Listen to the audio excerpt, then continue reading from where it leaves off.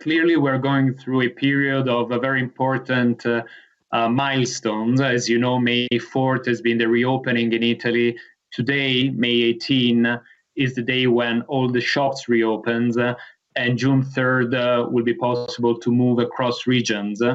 So the current data from contagions are improving, and these allow these dates to follow one after the other. So in a way, the situation is unlocking in a gradual but positive way, which is very obviously important for all the different activities.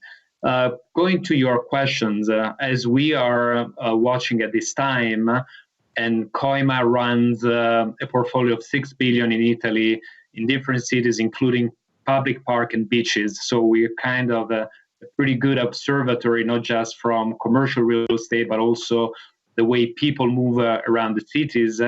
But certainly you can see that commercial real estate is reopening progressively. The month of May and June, we expect and we are seeing roughly 10% of occupancy in the office space. So still remote working is very much adopted by the majority of corporates. We expect tenants to go up to 50% between now and September, and then go back to normality towards the end of the year.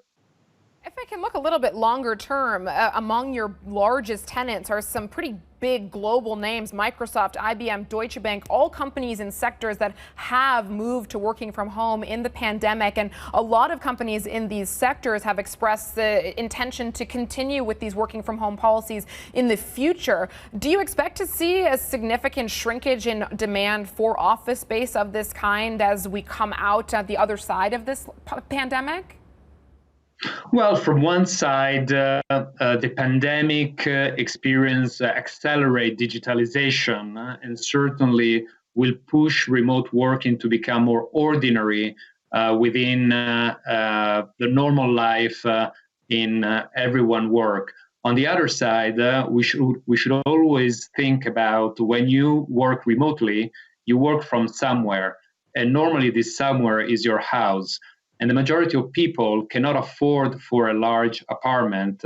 And normally you live with someone, you might have kids and dogs and other people with you. So it's not easy to work remotely on a constant basis. You can certainly have maybe one day a week, maybe a few days a month. So I'm sure that this will be implemented by all of us generally, but I don't think this will affect the office space in such a significant way, more the quality of life of each of us, creating some flexibility.